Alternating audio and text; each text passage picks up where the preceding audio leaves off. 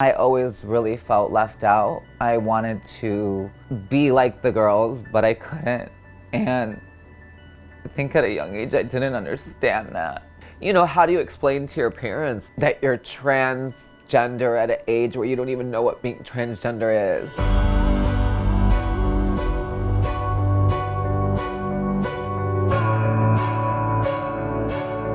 I learned that in this life, we have one body, we have one life to live. You better figure out who that is before it's too late.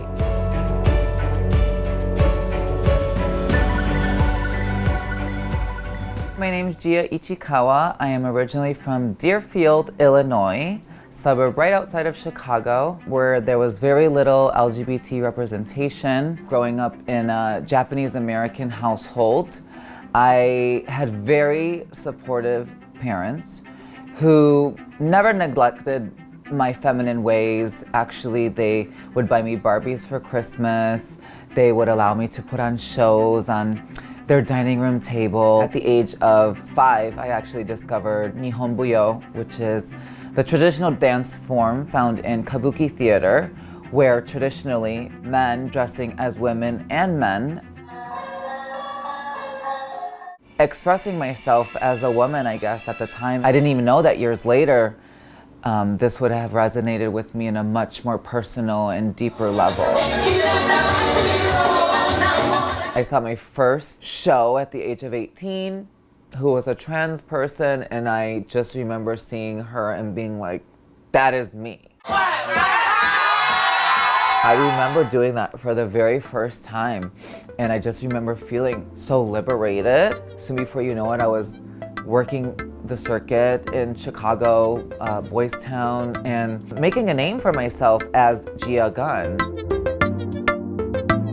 At 21, I tried out for Drag Race, and I got on like that on my very first try. Just landed like fresh tilapia. That literally changed my life. I was soon then a celebrity in the LGBT community. I was traveling the world. I was getting up in drag every single day of my life, to the point where I wasn't really living as a boy anymore. I was more in drag than I was as my everyday life, not realizing that I was damaged inside, not realizing that I was neglecting still who I was. I was suicidal and very depressed. There was a point where it just got so bad, and I said, you know, unless you want to die, unless you want to not exist here on earth, you need to do something about this.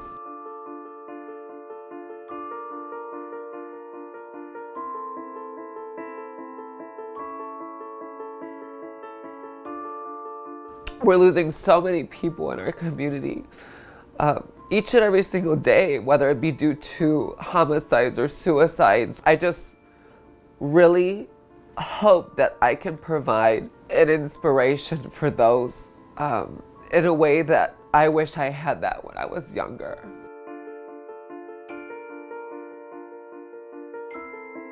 Let me call my dad. Parents always make people feel better. Well, I love you. God is with you. Do not be afraid. Did I look cute? All right. Okay.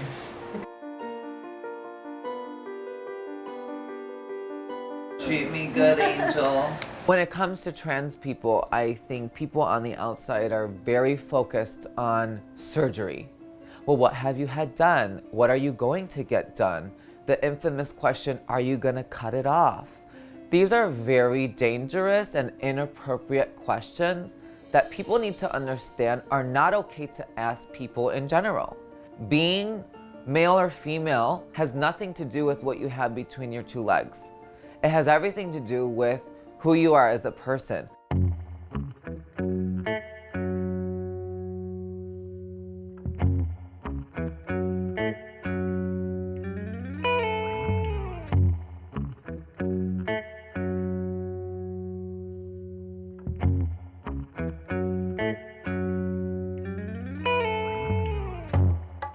You know, I got the call to be on the show this summer, and I literally struggled really, really hard with accepting the offer.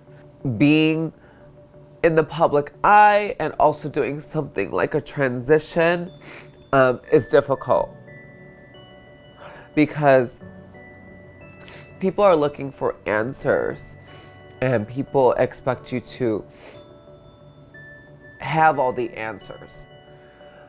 But I don't. I'm still learning about being a woman. I'm still learning about the woman that I am.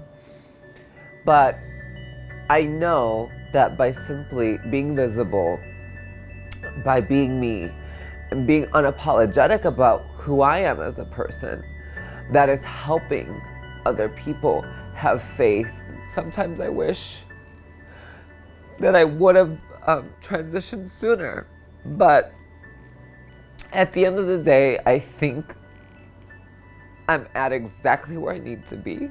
But I do feel that it's my duty and that I have been given this opportunity to re-enter the workroom, embodying who I am. Most importantly, just bringing my trans brothers and sisters with me to the main front and trying to use my platform to give these individuals the exposure that we have deserved for years.